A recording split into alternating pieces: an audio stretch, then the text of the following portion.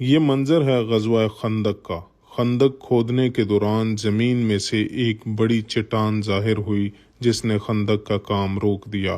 اللہ کے نبی صلی اللہ علیہ وسلم آئے اور اللہ اکبر کہہ کے اس چٹان پہ ضرب لگائی جس سے وہ چٹان ٹوٹ گئی اور اس طرح سے خندق کا کام مکمل ہوا۔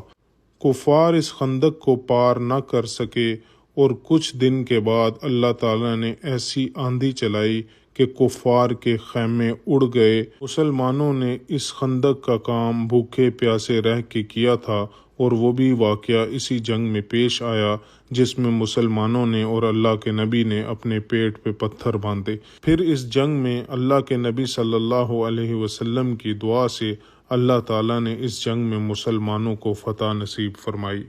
ایسی اور انفارمیٹیو ویڈیو دیکھنے کے لیے میرے چینل کو سبسکرائب کریں۔